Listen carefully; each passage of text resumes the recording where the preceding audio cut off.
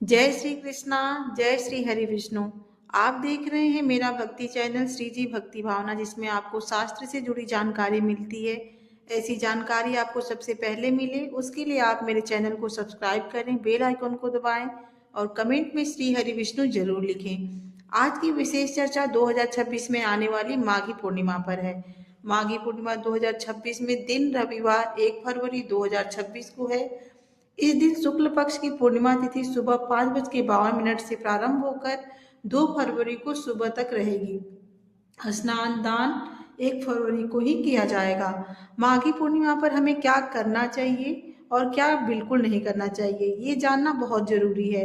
तो चलिए सबसे पहले हम माघी पूर्णिमा के दिन क्या करना चाहिए वो जान लेते हैं। ब्रह्म मुहूर्त में पवित्र नदी गंगा, यमुना, नर्मदा में स्नान करें। और आप नदी में स्नान नहीं कर पा रहे हैं तो आप घर में ही गंगा जल को पानी में डालकर स्नान करें।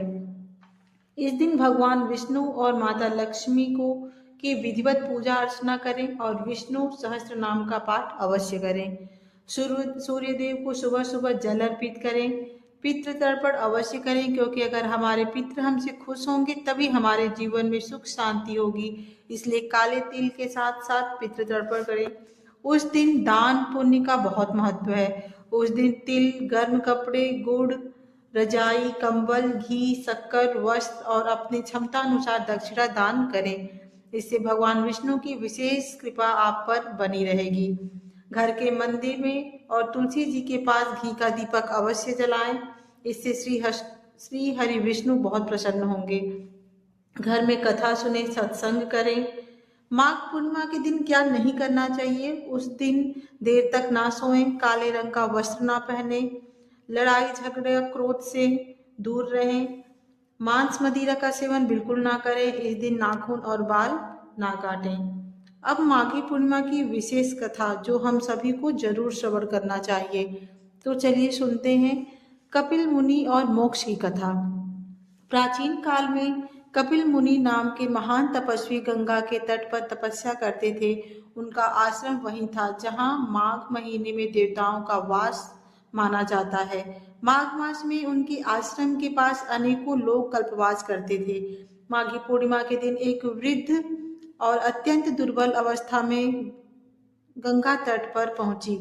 उसके पास न धन था, न अन्न और न ही वस्त्र, लेकिन उसके मन में एक ही इच्छा थी, आज माघी पूर्णिमा है, चाहे जो हो जाए गंगा स्नान अवश्य करूंगी। ठंड बहुत तेज थी, उसका शरीर कांप रहा था, पर श्रद्धा अडिग थी। उसने गंगा में स्नान किया, गंगा जल से सूर्यदेव को अर्घ्य दिया और कांपते हाथों को जोड़कर बस इतना कहा, हे नारायण, मेरे जीवन में कुछ नहीं बचा, अब केवल आपके शरण में आना चाहती हूँ। हे नारायण, मेरा उद्धार करो। इतना कहकर वह वहीं बैठ गई और ध्यान में लीन हो गई। उस स्त्री की सच्ची भक्ति से भगवान विष्णु स्वयं प्रकट हुए। उन्होंने कपिल मुनि से कहा, हे मुनिवर, यह स्त्री न व्रत जानती है, न मंत्र और ना ही शास्त्र, लेकिन इसको श्रद्धा पूर्ण है। माघी पूर्णिमा के दिन गंगा स्नान और पूर्ण समर्पण भाव ने इसे मोक्ष का अधिकारी बना दिया है। तभी उस स्त्री ने दिव्य शरीर धारण कर वैकुंठ लोक को प्राप्त हुई। कपिल मुनि भाव विभोर हो उठे और बोले, प्रभु, माघी पूर्णिमा केवल कर्म का नहीं, पूर्ण समर्पण का पर्व है। तब श्री हरि विष्णु ने कहा, जो भी मनुष्य माघी पूर्णिमा के दिन गंगा या पवित्र नदी में स्नान कर समर्पण भाव से मेरी शरण में आता है, वह निश्चित रूप से मोक्ष को प्राप्त करता है। साथियों, इस कहानी से हमें यह शिक्षा मिलती है कि सच्चे हृदय से किया गया छोटा कर्म भी महान फल देता है। तो ये थी माघी पूर्णिमा की कथा। उम्मीद करती हूँ ये वीडियो आपको अच्छी लगी होगी। तो आप इसे लाइक करें, सब्सक्राइब करें, कमेंट में श्री हरि विष्णु अवश्य लिखें। मिलते हैं अगली वीडियो में। जय श्री कृष्णा, राधे राधे।